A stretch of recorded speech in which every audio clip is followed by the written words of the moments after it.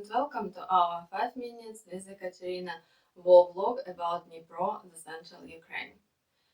Today there was another big bombing in Dnipro, and again Russians were aiming to the residential buildings, and the previous week was a very heavy week, also in terms of bombing, and a few days earlier the residential building was hit, and people died in their sleep there in Dnipro, and it's happening in other cities in Ukraine as well.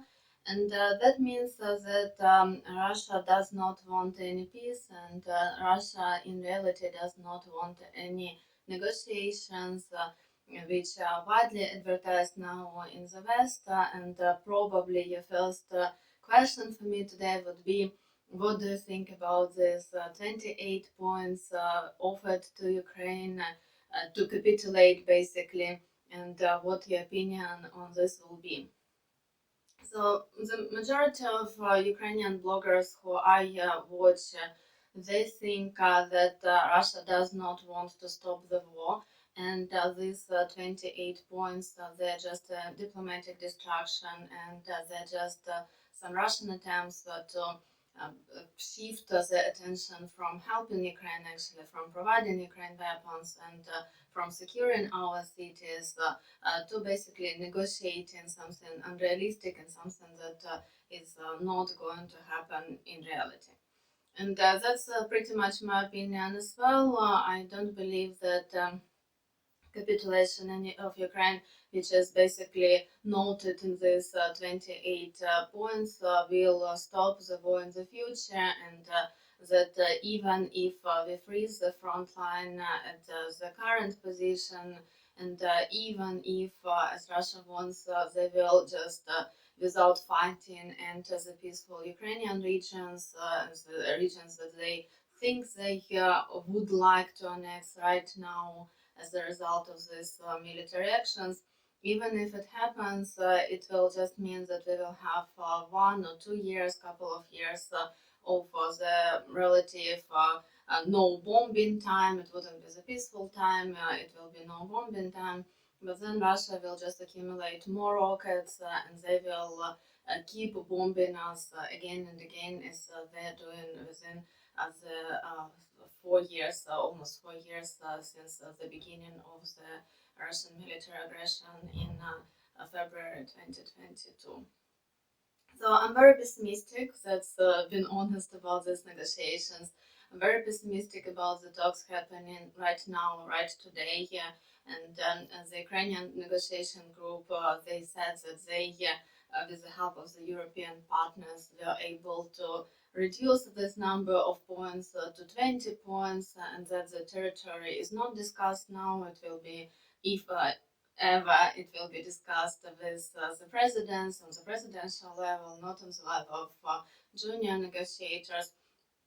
That means that the diplomacy is working, and I trust our Ukrainian diplomats. I don't have any grounds not trusting them, because they did some great job within these years, and they prove that they are on the Ukrainian side. And I truly hope that they will be able to convince the partners, to convince the United States particularly, that these talks, this so-called peace deal, which is in reality the capitulation deal for Ukraine, will not help anyone, and will only create more problems down the road. And probably that brings us to the second question that probably you were asking yourselves, and you would like to ask me, is what's actually happening with the Ukrainian negotiators, because maybe you heard that the chief Ukrainian negotiator, who you might see in or have seen in many pictures with the world leaders over these years, whose name is Andriy Yermak. He is not the chief negotiator now, and instead he is involved in this huge scandal with the corruption in Ukraine. And this is the next big topic of what's happening in the Ukrainian news, and which you again might see in the international media.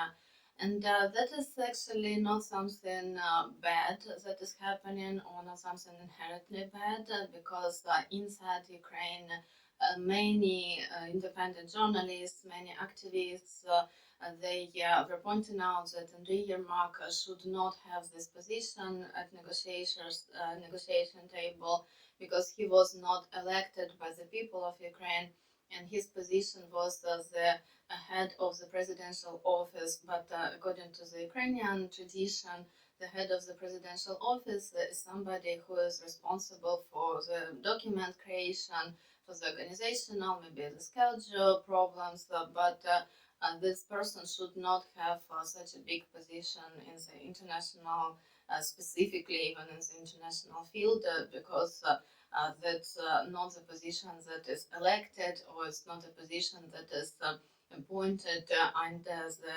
supervision of the Parliament of Ukraine, which is the case with the Cabinet of Ministers, and is the case with, for example, Foreign Minister. Foreign Minister in Ukraine should be approved by the Parliament. That of saying that is my feelings that change in Andrei Yermak and this rotation, the change in the presidential administration is for the better, definitely, because finally the calls of the civil society and the independent journalists were heard. And regretfully, it happened after the huge corruption scandal going all the way up right to the presidential surrounding. We don't know what's happening, especially with the people who are not now disclosed by Duvok there, and they all knew each other. But our anti-corruption committees, and I'm happy, like you might see me smiling, but I'm very happy about it. I'm very proud that the anti-corruption office in Ukraine was able to uncover the biggest gang in the Ukrainian history, and they did not stop when actually they saw that these people are in the highest ranks of power.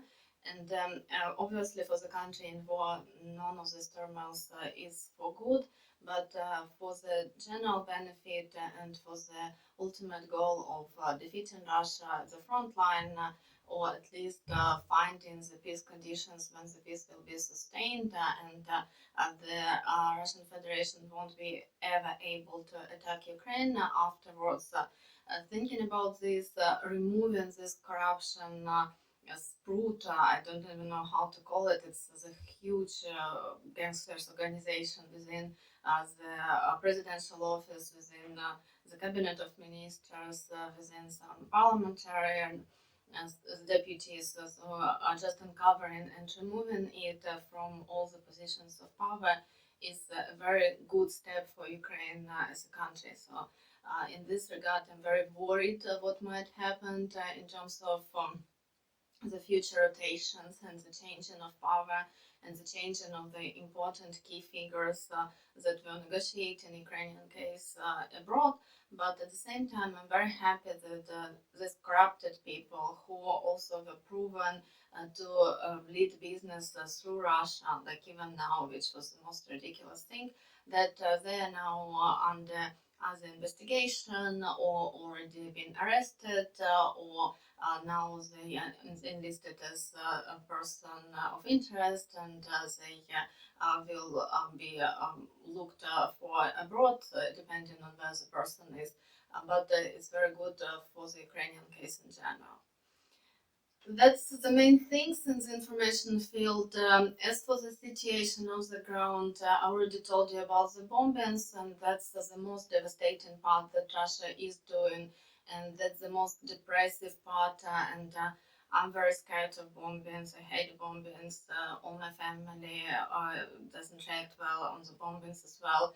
Our dog is unhappy when the bombings are happening. It's very scary. So this terror specifically against civilian population and this Russian pressure on people is very obvious, and they want us to rebel against the government. And I think they try to use this political instability as much as they can, but again, sending the rockets into Ukraine.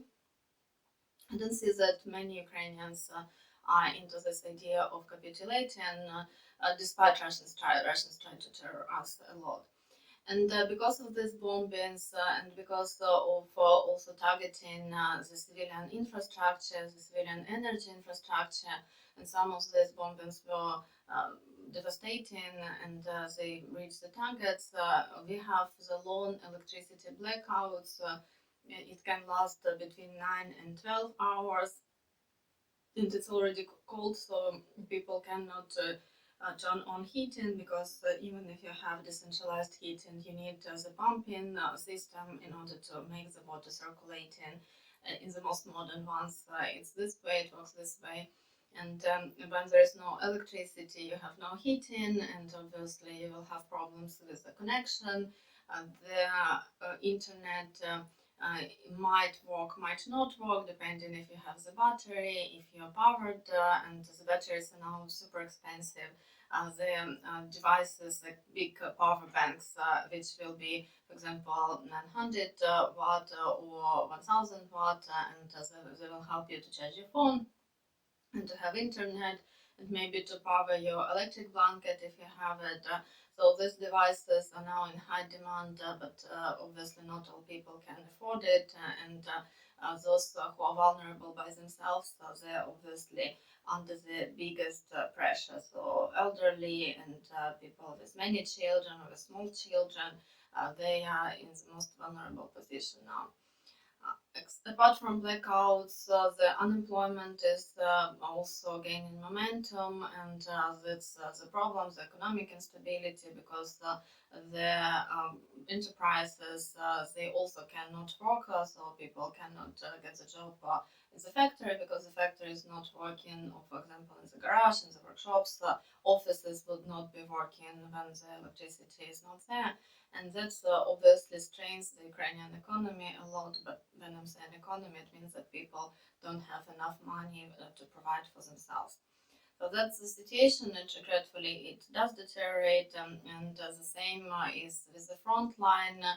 Because of this so-called negotiations, Russians are also trying to press on the front line, and they never stopped after the summer campaign, so they keep pushing in the autumn campaign, and now they're pushing in winter campaign, so probably we will not have this stop or cease of the military actions, and again regretfully because of these midstorms, because they started to deploy more drones, and that's pretty much different warfare now. Because of this, they gain more and more territories, including Dnipro region, and the front line is already closer than 100 kilometers. If you look at the deep state map, you will see that it's keep moving inwards, and that also presses and keeps the strain on people more and more. So that's the situation. Regretfully, not many good news there, but I thought that I need to talk to you, and I need to report a little bit on what's happening. And of course, as usual, thank you for your support, thank you for sharing this, thank you for talking to your friends, for donations, and for any piece of your help to Ukraine, because we do really need it. Thank you for watching, and I hope to see you very soon under way better circumstances. Goodbye for now.